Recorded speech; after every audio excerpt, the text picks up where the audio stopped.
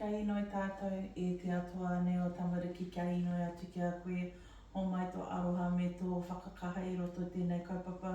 Tutu whakamao kia tīna haumi e hui e taiki.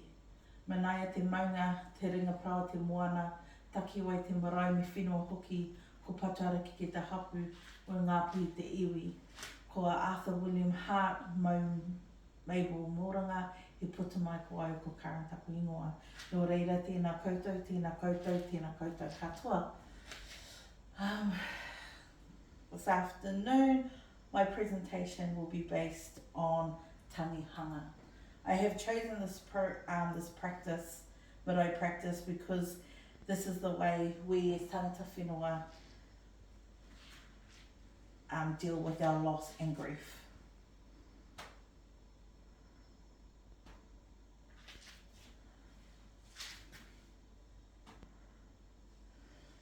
Tonight we will be going over the tikanga of tangihanga, the whakapapa of grief, how we can implement this practice into social services, my chosen SWRBs, and also my assessment tools, which I've chosen Te Wharatapawha and Te Whāriki. We'll move on and we're going to get straight into it. So we're going to talk about what happens when someone first passes away. What will happen is that a kaumata or tohunga will stand over the tupapaku, the body, and they will do a prayer, and this prayer is called karakia wehinga. This prayer is to whakatau or to settle the trauma that's just been happened. Not only to the whānau that is left behind, but also for the spirit that's leaving the body. After they've had time to process this and take it all in, they go into what's called the huihuinga, the hui. It's when kaumata from different regions will come together and talk about their connections to this loved one and why they believe this loved one should return back to their whenua, their area. A chosen person who will have the reo and tikanga will be chosen by the whānau pani to be their spokesman.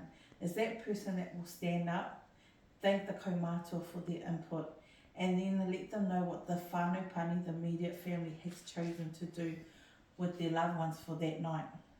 Now, I say that one night because tikanga shows that once the body is laid in the wharenui, that's when the whakarete o hōtaka starts. That is the full blow-in program that will take place. How long the tūpapaku will lay at state, if there's another marae you will be going to visit, or the day of the burial, what time and where the body will be laid to rest.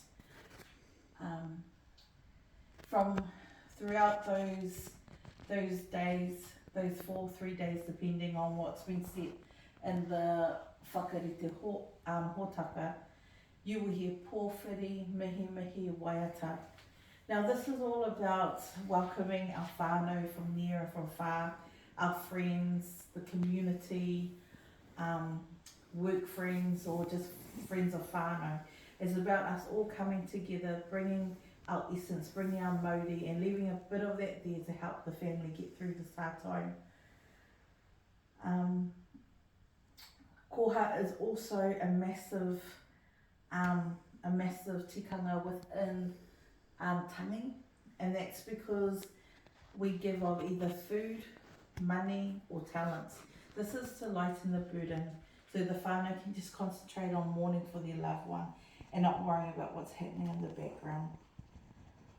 As we know, kai is always in something to do with te ao Māori, and that's because kai can take something tapu, sacred, into a place of normal noa.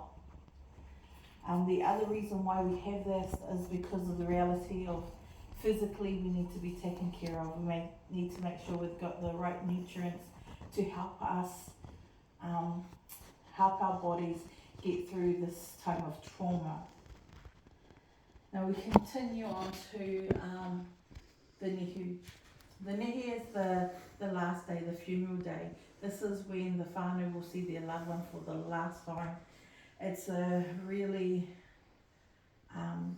quite an overwhelming day where emotions can turn into wailing and screaming, and so the whānau that's around will start to waiata, they'll start to haka, they'll start to karanga and karakia, giving the whānau the strength, the kaha, to finish their final goodbye before the casket's closed, and the whānau take the tūpapaku to lay to rest. From there, after the burial, they'll return back into the wharenui. They do mihi, they do waiata, but all of it has a more of an uplifting beat to it. It's about taking the whānau from the place of tapu to slowly bringing them to the place of noa. This is completed once they go into the kaihākari. Finally, but really important, is the whakapainga o te whare, or as ngā pui know it as takahi te whare. It's when we go in and we take the whānau pani back to the house the loved one lived at, and we walk through the house touching the walls, touching the beds, touching the chairs, everything that we can touch, singing waiata and doing karakia, so we can make sure there's no bad energy inside that whare, and to make sure that our aroha and our mauri is left in their house, as we know that they're about to take on the new journey, which is one without their loved one.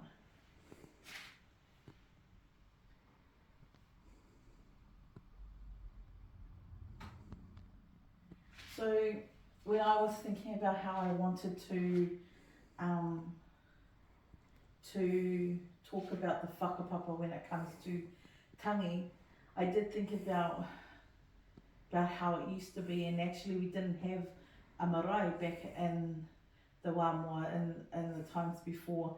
Our tūpapaku would actually lay inside a specially built whare on the land of our rangatira, and once they would be taken to the cave and buried, the whare would actually be burnt, leaving all the sacredness inside that area.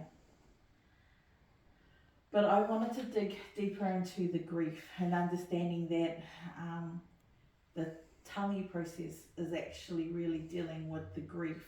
So I'm coming off the female element, who is a heavenly element. Her name is Te Ara Uwha o Tahu. Now, in her image, Papa Tunuku was taken and formed out of one, out of dirt. She's our earth mother. E moiana ia, he Ranginui, she married Ranginui, and in their embrace, they had Te Pō. In Te Pō, they had 77 children. And within that time, there was raru, there was fighting, and as the story tells, Tāne Mahuta was the one that separated the parents, pushing Rangi way up to the sky and Rangi, our papa, remaining down. We also know it was Tāne Mahuta that actually made Hine Ahu One out of the one of Papa Tunuku, and then they had Hine Titama. Now Hine Titama was taken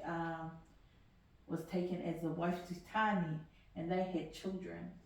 When Hine Titama found out that Tāne was her husband but also her father, in embarrassment she went to the underworld, waiting for her children there, becoming Hine Te Pō. So this whakapapa trails back on grief, going right back to the beginning of time with her and Papa Tunuku, when she was separated from her beloved husband, and Te Pō, where the children fought, to when we think of someone like Roa Moko, who was so overcome with grief it shook the ground and made earthquakes, and that his anger come as lava through the volcanoes. This is what grief can do. Hine Titama, embarrassment and in grief of the truth that she learnt, she then became the woman of death. A whakapapa that huge and that long before time itself needs a process to be able to find tau, a rangimare, settlement and peace. and that can be found in the process of tangihanga.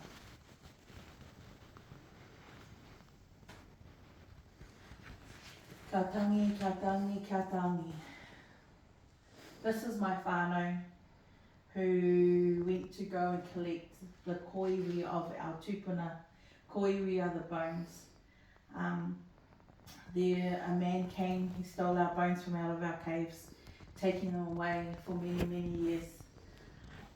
Generations later, we have received, 3 weeks ago, my whānau went down to go and collect these koiwi, these bones, and still we mourn. We still cried, they still wailed, they still karakia, they still went through the process of grief, even though it's been centuries in the making, yet grief is still there. Grief does not only happen with people, it can happen if a house suddenly burns down, a home is taken, it can cause grief. When health takes your well-being or your ability to do things, that is all part of grief. You're losing something, a loss of a job that you loved. It's all about losing. He mihi atu ki a rātou i a mātou nei tūpuna, haere, haere, haere. So how can we take tangihanga and make it a workable kaupapa inside social services when it's such a heavy kaupapa? I think firstly we need to identify whānau pani. Those are the ones that it directly affects. These are the ones that are either individual or whānau units that have been directly hit with the grief. From there we need to karakia wehinga. We need to be careful how we karakia when it comes to our whānau, because some people may karakia to io, some people may karakia to God, some people may karakia in a way of listening to music, some may find spiritual strength in listening to the waves crashing or the rain falling on the roof. We need to make sure that we evaluate to make sure that ahurutanga is correct before we continue to the next stage of huihuinga. Huihuinga is when we have everyone come together talking about the connection to the whānau pani. They will say what they're bringing, what they can offer, and it's up to the whānau pani when we give them the kaitiakitanga to them to decide what is going to be the what are we going to do right now. There's some times that we get where there may be suicidal thoughts. That means we need to react now. The whānau need to make the decisions on what's going to help them the most. From there, we go into the long-term goal setting. We need to do this inside a place that they feel safe. It could be Nan's home, it could be home, it could be far away from home. Whatever that ahurutanga for them is, that's where this kaupapa needs to be set. That's where we'd set counselling, that's where we'll set groups, doctor visits, long-term things that is going to benefit this grieving process. Pōwhiri, mihi, waiata, these are ongoing things that need to happen. Every time a new organisation is introduced to this whānau pani, there needs to be a pōwhiri, there needs to be a mihi, so there can be whakawhanaungatanga happening at all times, so they can always feel safe and connected to these people that are helping them. We then continue on to koha. Koha, as I see in this sense, is a way of making sure that we're helping them meet their everyday needs, making sure there's kai in their cupboards, making sure that they're able to do the things that will help their day-to-day living. Our whakanoa. How are we going to take them from a state of such trauma and making them feel safe to continue to work on their grief, their addictions, but still understand that life is going to continue? How do we stay in both these realms of healing and moving forward? And lastly, takahiro te whare. Making sure that we're going into the home, making sure we are understanding the whānau dynamics and making sure that the house is safe. And this will all cover Mauriora, which is ngā takepu.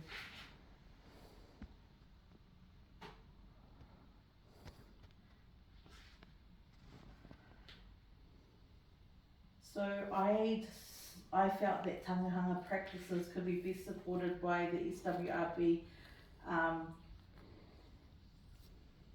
competence 3 and 5. The first one is the competence to work respectfully and inclusively. I feel that just because we have tangi set and run in a certain way does not mean we would not respect our Tongan, Samoan, Chinese whānau as they grieve. We will never turn away someone from the door if they're there to pay their respects and they bring no harm. And actually it is the chore of our kaumātua and koe who will kindly prompt our new visitors in the right way to the right format or the right areas they need to be in as we go through this process. And a lot of maraes today, actually on the taumata, the speakers will translate now into English, trying to make it easier for the manuhiri to understand what is happening. My second comprehension is number 5, speaking about the engagement of the practice which promotes social change. For many maraes around New Zealand, when COVID hit, this was a huge impact, and I felt that we promoted change in our tikanga for the well-being of our people.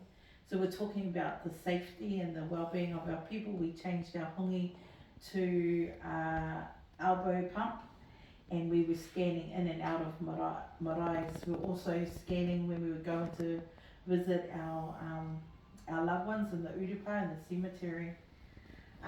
It was all about keeping us safe in unknown times. Tangihanga is also a time of wānanga.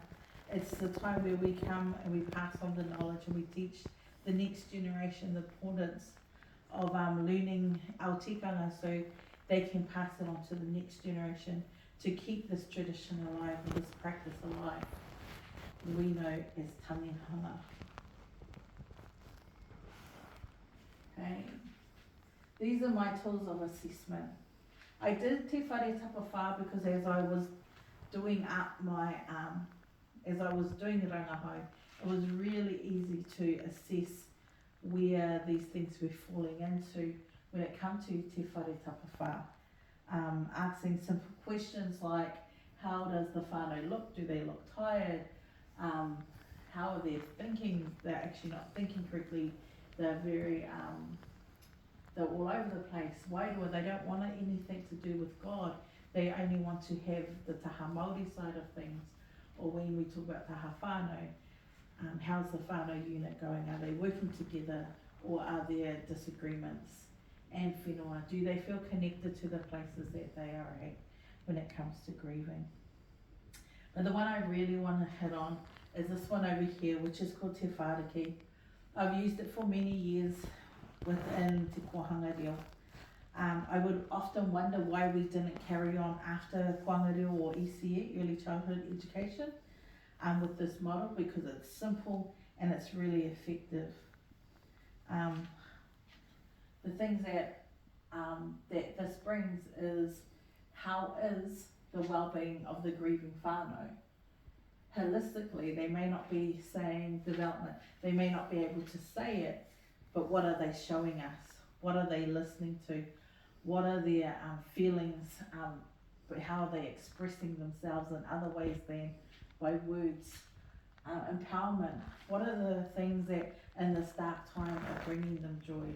Things that are uplifting them, things that are reminding them of better days and belonging. Are they feeling a connection happening?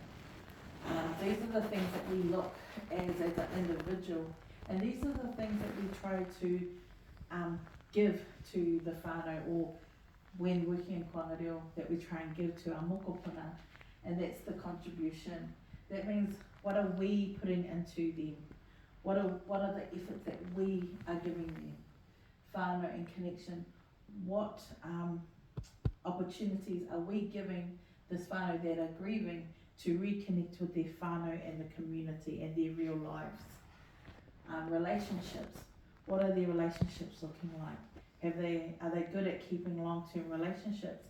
Are we building a good relationship with the whānau that's grieving? And mana aturua, exploration. And that's a good one because we can write as much as we want. We can do amazing presentations, but sometimes it's going day by day. It's allowing them to experience the day and say, is that working for you? Is that not working for you? And keep reflecting on them trying to move forward in this new world and learning how to combine their feelings and be able to utilize it as a tool to help them through this grieving process. One of the things that I often talk about, and I like to remind people, that grief is but a stepping stone that could either step into strengthening our whānau, having us fall back onto whakapapa, having us fall back onto learning, but it could also be the stepping stone into addictions, into suicidal thoughts, into the negative side. So we need to be treated very gently as we go along our way in helping people through grief. Anei he whānau he motu oku mahi, he mihi nui, he mihi aroha kia koutou. He oku whakaro ka huri atu i a mātou nei tūpuna i haere atu rā. Unuhia te rito o te hara keke, kei hara te koma koe ko, ki mai ki a hau nei, he aha te manui, o te eira, makue ki atu nei, he tangata, he tangata, he tangata. Nō reira, tēnā koutou, tēnā koutou, tēnā koutou katoa.